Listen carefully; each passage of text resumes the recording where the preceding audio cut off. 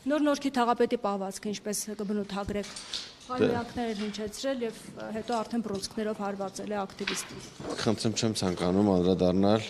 այդ հարցին։ Ես գիտեմ, որ այսօր արդեն Նոր Նորքի վարչական շրջանի ղեկավարը ներողություն է խնդրել հանրությունից, ինչը ողջունում եմ։ Այսքանը ասեմ, չեմ ցանկանում անդրադառնալ այլ մանրամասների, քանի որ շատ են։ Ինքը արդեն իր արարքին գնահատական տվել է, կարծում եմ, որ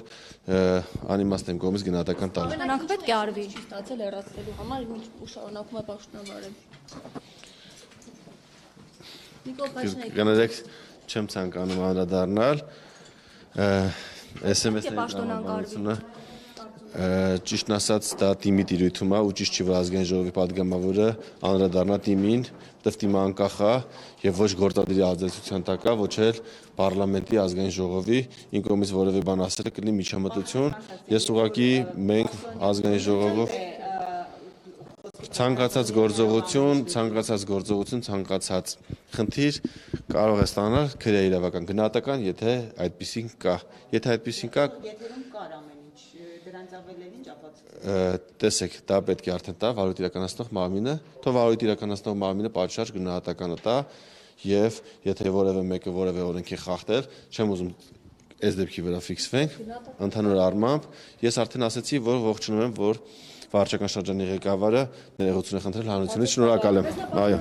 Ձեր վարկանիշի վրա էլ է ազդում։ Սա չի անկստացնում ձեզ։ Նա Հանրապետություն կուսակցության անդամ է եւ քաղաքացիական պայմանագրի խմբակցության անդամ չէ, ոչ էլ կուսակցության։ Բայց եթե քաղաքական գնահատական չի տրվում, դա ազդում է նաեւ իշխանության վարկանիշի վրա։ Քաղաքական գնահատական արդեն իսկ տվել է ղեկավարը։ Եթե պաշտոնից չի հեռացվում, այսինքն գնահատական։ Ես ազգային ժողովի падգամավոր եմ, քաղաքացիական պայմանագրի կուսակցության անդամ եմ։ Ես որևէ կապ չունեմ որևէ թիմի հետ։ Դա կլինի Երևան քաղաքը կամ Գյումրին կամ մեկ այլ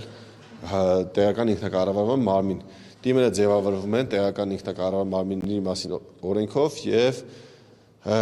ընտրական օրենսգրքի հիման վրա անցկացվում են ընտրություններ, համայնքում գրանցված քաղաքացիները ընտրում են ավականին իր կազմից ընտրում է համայնքի ղեկավար նշանակում է վարչական շրջանի ղեկավարներ, որոնք իմ լիազորությունների շրջանակում չեն որևէ մասով գնահատական տալ կամ որևէ բան ասել եւ մեկ անգամ ասում եմ, որ ողջունում եմ, որ վարչական շրջանի ղեկավարը ներողություն է խնդրել հանրությունից, քանի որ իրականում այդ հաճելի չէր ամեն դեպքում եւ ես հույս ունեմ, որ նման գործելավոճ չենք ունենա